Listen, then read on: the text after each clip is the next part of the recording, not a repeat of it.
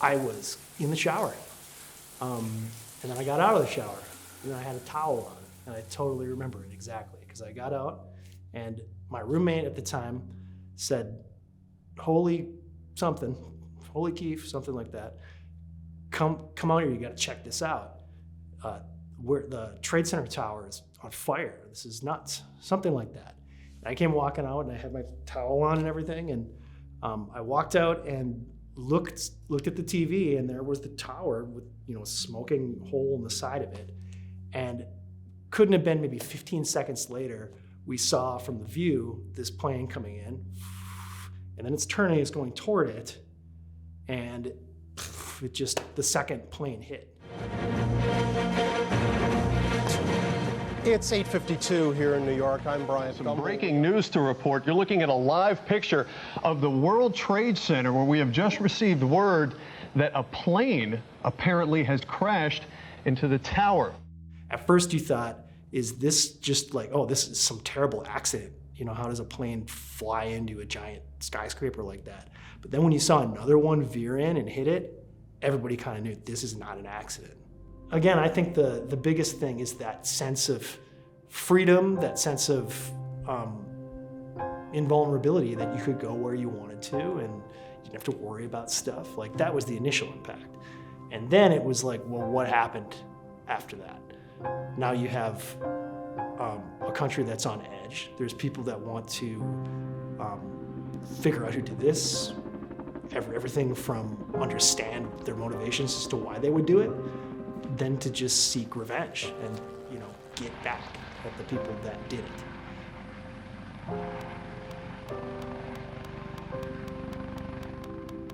My name is Dr. Lopa Basu, and I teach in the English, Philosophy and Communication Studies department at UW Stout. On 9/11, I was in my apartment in the Bronx, which is the northern borough in New York City. When it all started unfolding, I had not even woken up, because those were my graduate school days of staying up late and working on my dissertation. And I got a call from my husband, and he asked me to turn on the TV. And then I saw, everything play out. But because I lived in New York City, the immediate ramifications were very visible. I was able to see a completely changed New York City. I mean, the air felt different, very heavy, with smoke and debris.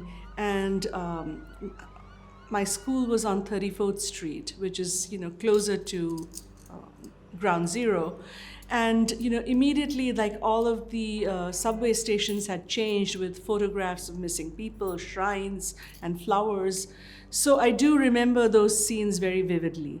Soon after 9/11 happened, my husband and I moved to the Upper Peninsula of Michigan in 2002, and we lived there for about 3 years. And in 2005, after I was hired at UW Stout, we moved to the Chippewa Valley. I don't know that student cultures immediately changed after 9/11. I think it was the cultural things that happened afterward, particularly the next 5 years afterward, are what changed the way people interacted and talked and spoke with each other. And I think the biggest collective thing was it was immediately a fear, I sort of wanted to distance myself from that fear and that sense of unease, and it felt like, in a small town, I was relatively safe, though not really.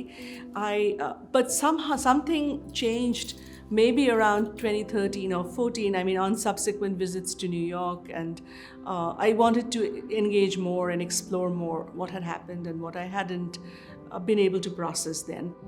So as I started teaching and doing the research, I found out more about how Menomonie had been impacted. There was fear and uncertainty among students. There was the fear of among students that there would be an immediate war, and many of them might be called to serve. Other kinds of impact which I found out were like maybe inspired by 9/11. There were lots of mischief makers in the dorms, and there were cases of arson in AF and other dorms where suddenly maybe there would be there was a threat of a bomb and people had to be evacuated. I was so focused on New York and Al-Qaeda and all that I didn't realize that there would be these ripple effects in a local community in the Midwest.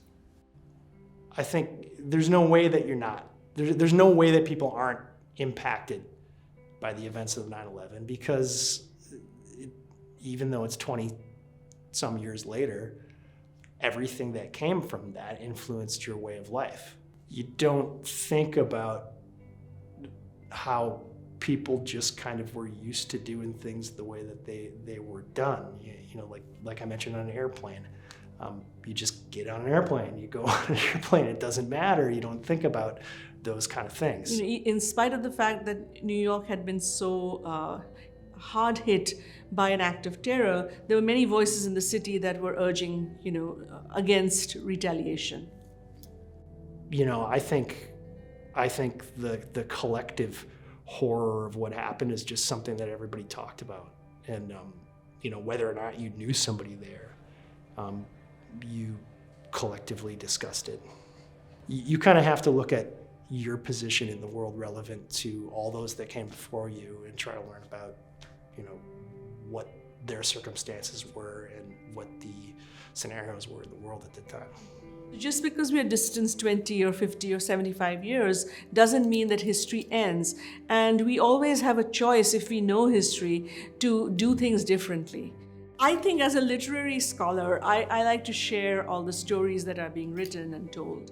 So even from a place of such devastation and horror, you can create something which is beautiful. And it is this act of imaginative kind of solidarity, empathy with characters that they don't know, that gives me hope, because that makes them thoughtful citizens of the world who will resist and not just accept mainstream opinion.